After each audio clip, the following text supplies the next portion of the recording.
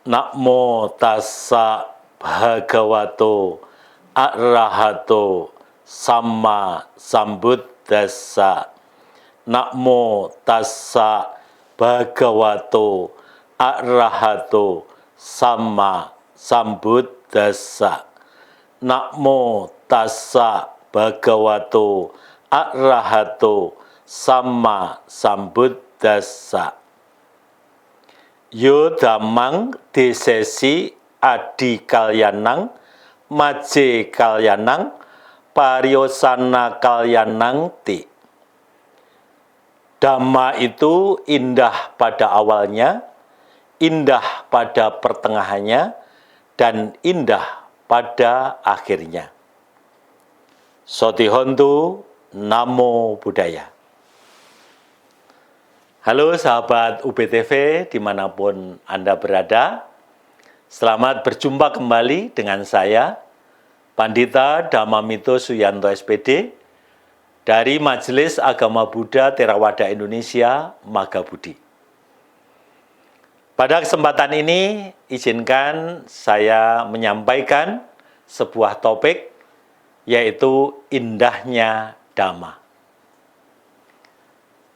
Sahabat UBTV, mungkin Anda pernah mendengar dari seorang bante ataupun pandita yang berceramah bahwa Dhamma, ajaran Sang Buddha itu indah pada awalnya, indah pada pertengahannya, dan indah pada akhirnya. Apa sih sebenarnya yang dimaksud ungkapan indah pada awalnya, indah pada pertengahannya, dan indah pada akhirnya?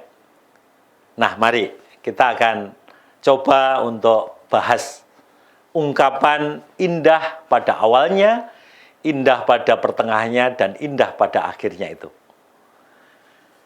Sahabat UBTV, ungkapan indah pada awalnya, indah pada pertengahannya, dan indah pada akhirnya pertama kali disampaikan oleh Guru Agung Buddha Gautama ketika memberikan tugas kepada 60 arahat, 60 siswa beliau yang telah mencapai kesucian tertinggi arahat untuk menyebarkan Dhamma ke seluruh pelosok dunia. Mereka harus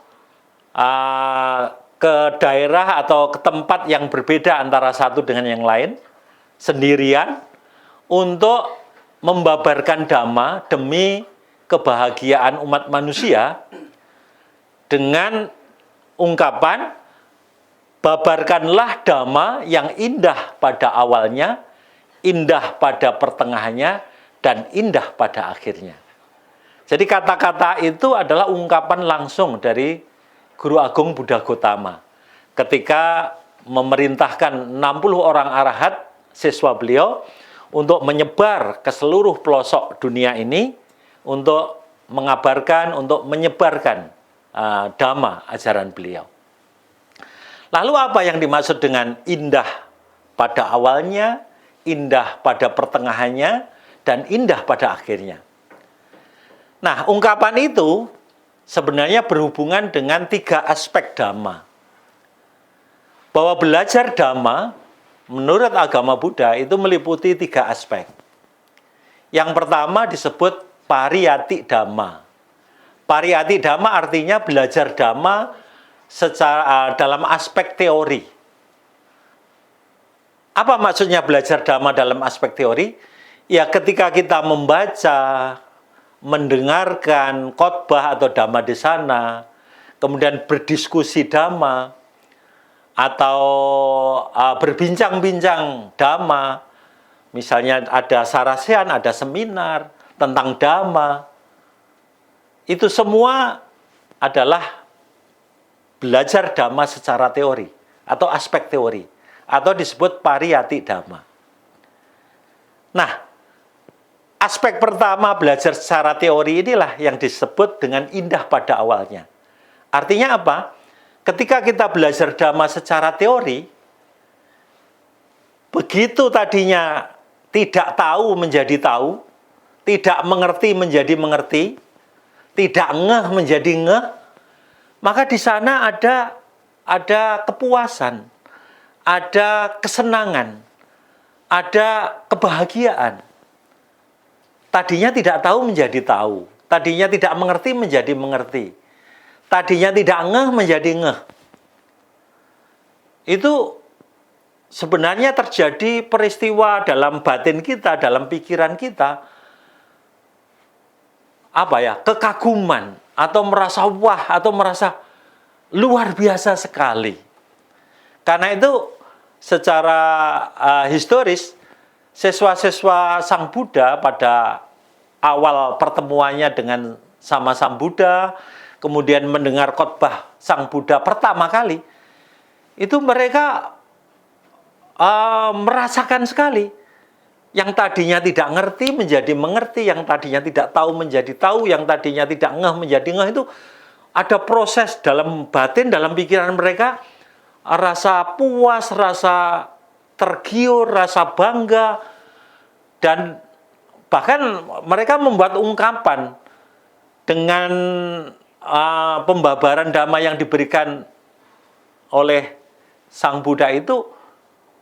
Mereka ibarat mendirikan benang basah. Coba bayangkan, benang basah itu diberdirikan kan betapa sulitnya, hal yang mustahil. Tapi dengan mendengarkan dhamma yang akhirnya membuat mengerti,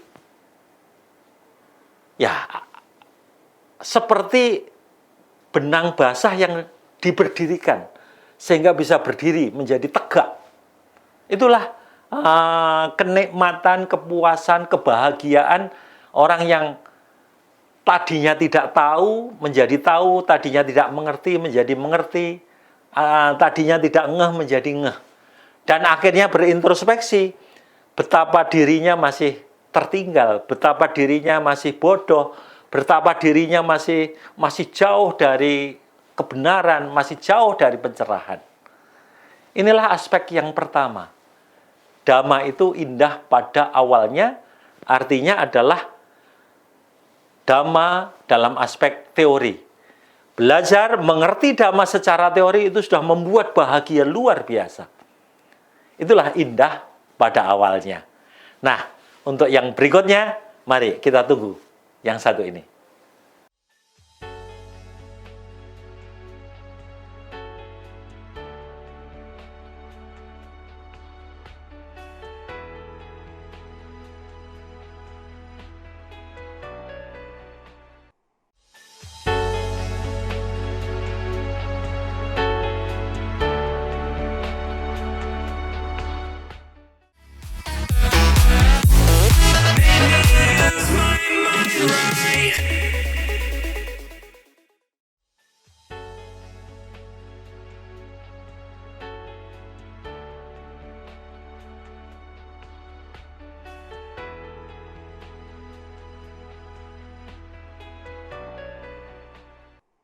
Baik, sahabat UBTV dimanapun Anda menyaksikan acara ini. Tadi sudah saya sampaikan makna ungkapan indahnya dhamma pada awalnya. Sekarang kita lanjutkan ungkapan indah pada pertengahannya. Nah, indah pada pertengahannya ini mengandung makna, yaitu aspek dhamma, aspek yang kedua yaitu pati-pati dhamma atau praktek dhamma. Praktek dhamma atau pati dhamma ini jauh lebih penting, jauh lebih bermakna, lebih bermanfaat daripada aspek yang pertama. Kenapa? Ibarat orang mengerti bahwa sakit tertentu, misalnya sakit kepala atau sakit gigi, tahu obatnya adalah ABC. Itu tahu secara teori. Tapi belum pernah dipraktekkan, belum pernah diuji coba. Kalau dia sendiri akhirnya mengalami sakit itu, sakit kepala, sakit gigi, kemudian tidak meminum obat sesuai dengan resep, ya nggak mungkin sembuh dari sakitnya. Maka meminum obat sesuai takaran, sesuai dengan resep itu jauh lebih penting daripada mengerti resep. mengerti resep penting. Tapi akan jauh lebih penting adalah mempraktekkan meminum resep, meminum obat sesuai dengan resep. Itulah pati dhamma. Itulah praktek dhamma. Nah, kalau tadi pariyati dhamma itu kita berusaha untuk belajar dhamma atau belajar memahami Tripitaka, kitab suci agama Buddha, yang terdiri dari 84.000 judul dhamma, baik dhamma pendek, dhamma menengah, dhamma yang panjang, berusaha untuk memahami, mengerti, menghayati secara intelektual, itu adalah pariyati dhamma. Nah, aspek yang kedua adalah prakteknya. Dhamma yang demikian luas itu akan memberikan manfaat yang besar, akan sangat manjur kalau dipraktekkan. Seperti resep yang hebat dari seorang tabib yang ngetop, sangat manjur resepnya, sangat ampuh, tapi akan manjur kalau resep itu ditebus, kemudian obatnya diminum. Demikian juga dhamma.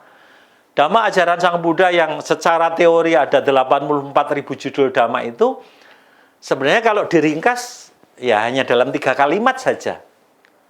3 kalimat itu adalah, janganlah berbuat jahat.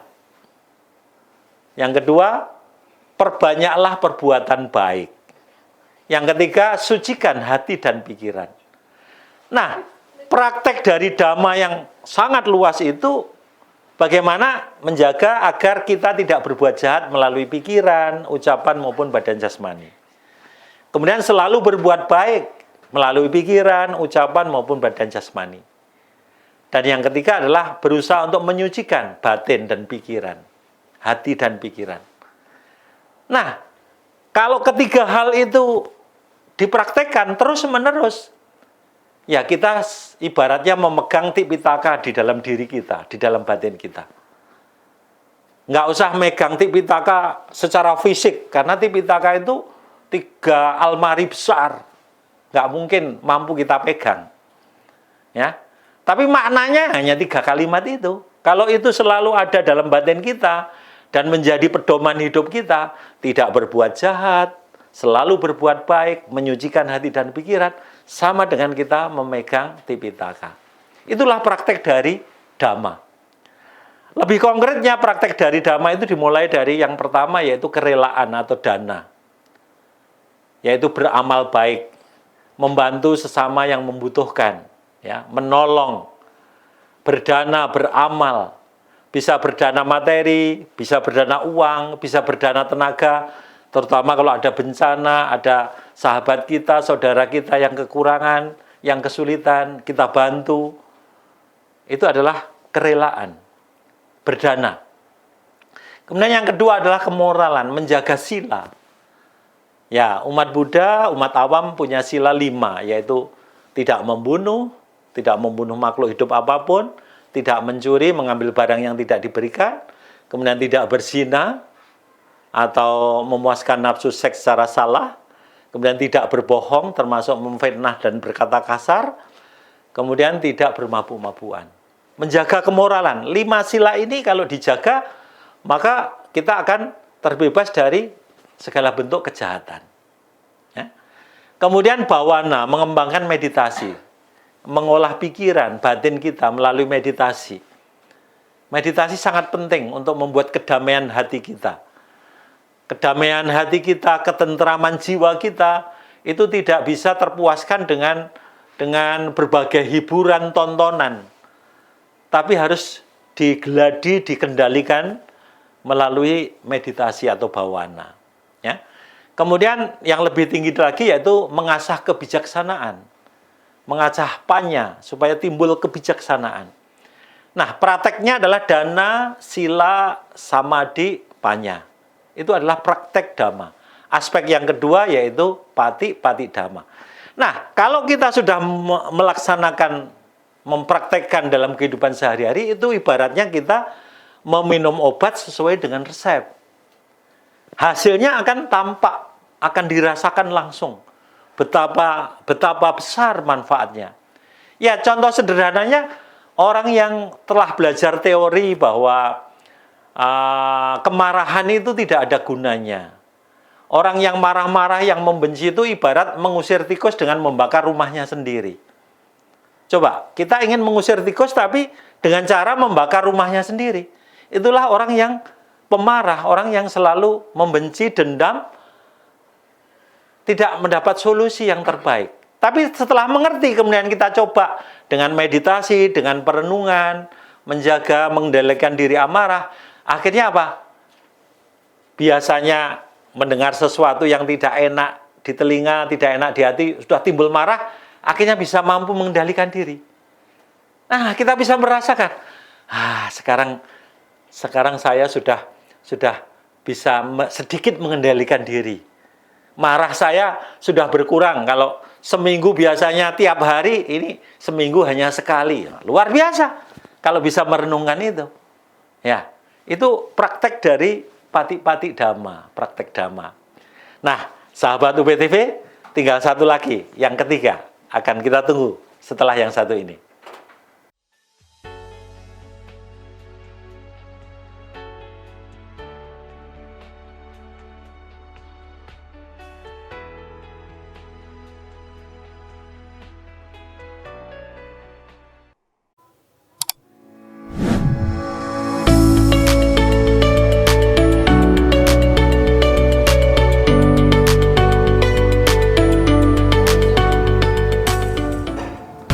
Hai Sobat UB Radio. Halo Sobat UB Radio. Halo Sobat UB Radio, balik lagi sama aku Tasya Kristi di program Jajal Kuliner. Jajal Kuliner. Jajal Kuliner, program yang ngajak kamu keliling cari makanan enak, terjangkau, bikin kenyang, dan pastinya bikin ngiler juga.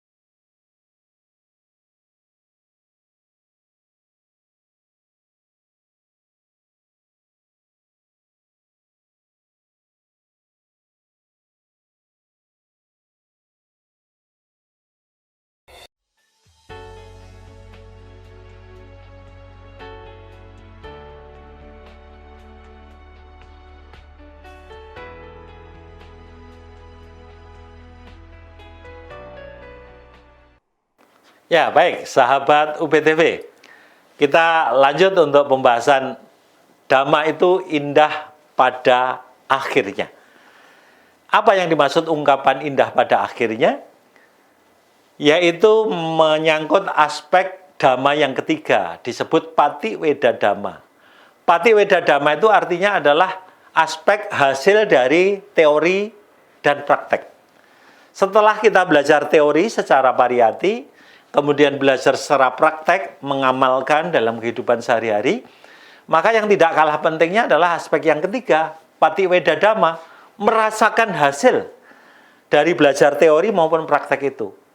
Kenapa kita perlu merasakan? Ya, dengan bisa merasakan teori dan praktek, hasil dari teori dan praktek, maka itu akan memberikan motivasi, akan mendorong kita untuk belajar lebih dalam, belajar lebih giat, untuk praktek lebih sungguh-sungguh. Sehingga memotivasi diri kita untuk mengembangkan diri lebih baik lagi, lebih baik lagi, lebih baik lagi. Ya. Kalau tadinya mampu mengendalikan diri dari pemarah menjadi sedikit lebih sabar, ditingkatkan lagi menjadi lebih sabar lagi, lebih sabar lagi. Kalau tadinya sebelum mengerti Dhamma, sebelum praktek kerelaan masih pelit, ingin menguasai segala sesuatu untuk kepentingan diri sendiri, kemudian sudah belajar beramal, membagi kebahagiaan untuk orang lain, untuk saudara kita, untuk teman kita yang membutuhkan, kemudian merenungkan bahwa manfaat itu adalah luar biasa. Melihat orang-orang yang kita bantu itu bergembira, bersenang, kita tumbuh rasa puas, rasa kebahagiaan, maka akan semakin tidak pelit, semakin dermawan. Kita semakin tinggi kedermawanan kita.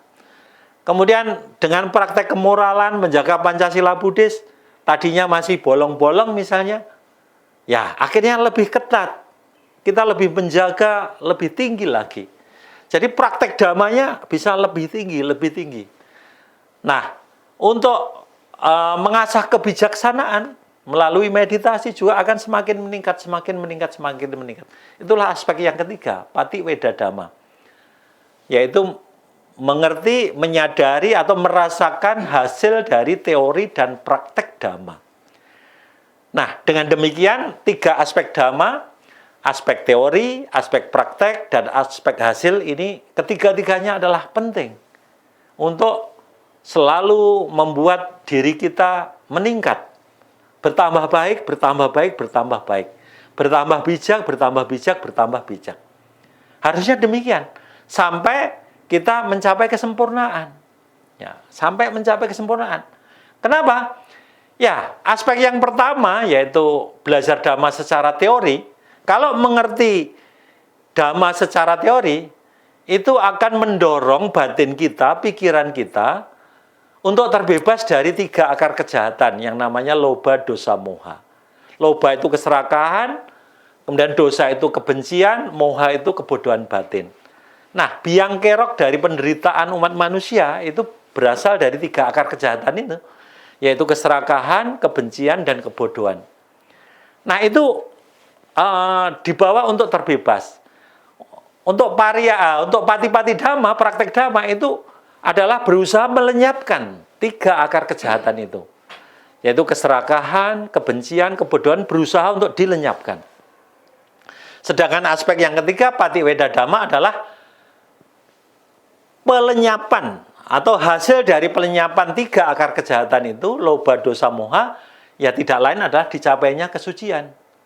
Kesucian baik yang pertama sotapanya, kesucian kedua sakadagami, kesucian yang ketiga anagami, sampai kesucian yang tertinggi yang namanya arahat.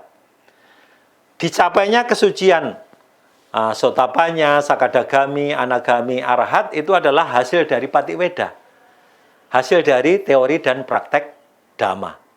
Dengan demikian, Dhamma yang indah pada awalnya, indah pada pertengahannya, dan indah pada akhirnya itu secara sempurna, secara paripurna dapat kita raih, dapat kita realisasi. Ya, perealisasiannya tidak lain adalah kalau kita bisa mengendalikan, mengikis total yang namanya loba, dosa, moha hingga tercapainya kesucian yang tertinggi, yaitu arahat. Dengan tercapainya kesucian yang tertinggi, maka tugas kehidupan kita sudah paripurna. Kita mencapai kesempurnaan yang namanya nibbana atau nirwana. Nirwana adalah kebahagiaan yang tertinggi, kebahagiaan yang mutlak, kebahagiaan yang tidak tertandingi. Itulah yang menjadi tujuan dari hidup dan kehidupan menurut agama Buddha. Itulah yang harus direalisasi. Dimulai dari belajar teori, belajar praktek, kemudian belajar merasakan hasil dari teori maupun praktek. Inilah sahabat UPTV, makna dari ungkapan Dhamma itu indah pada awalnya, indah pada pertengahannya, dan indah pada akhirnya. Bahwa kita belajar Dhamma tidak cukup hanya teori, tidak cukup hanya intelektual, tapi harus dipraktekkan dalam kehidupan sehari-hari, dan setelah dipraktekkan, hasil dari belajar teori maupun praktek itu dirasakan hasilnya. Kalau kita belum merealisir kesucian, tidak masalah. Minimal kita bisa mengurangi kemarahan kita, emosi kita terkendali, itu sudah luar biasa. Ya, yang tadinya kurang sabar menjadi lebih sabar, itu sudah luar biasa. Ya, yang tadinya tidak bermurah hati menjadi murah hati, tidak dermawan menjadi dermawan, yang tadinya tidak rajin ibadah menjadi rajin ibadah, yang tadinya sulit untuk membantu orang lain sekarang menjadi ringan tangan untuk membantu orang lain. Itu sudah merupakan hasil dari teori dan praktek. Itu harus dihayati, itu harus dirasakan. Karena dengan menghayati, merasakan itu, maka kita telah belajar ketiga aspek Dhamma. Secara teori, secara praktek, maupun secara hasil. Pariyati, Patipati, maupun Patiweda Dhamma. Dan itulah yang akan membawa kemajuan kita, sehingga kehidupan kita dari waktu ke waktu semakin baik, semakin bijaksana, semakin bermoral, dan ya tentu saja spiritualitas kita semakin berkembang, yang pada akhirnya kita bisa membawa hidup kita untuk mencapai kebahagiaan yang lebih tinggi, sampai kebahagiaan yang tertinggi yang namanya Nibbana atau Nirwana. Demikian uraian tentang Dhamma yang indah pada awalnya, pada pertengahannya, dan pada akhirnya. Semoga dapat memberikan pencerahan dan pengetahuan kepada kita semua untuk praktek Dhamma lebih baik dan lebih baik lagi. Saya akhiri, semoga semua makhluk berbahagia. Sabe sata bawantu suki tata. Sadu, sadu, sadu. Soti hontu namo buddhaya.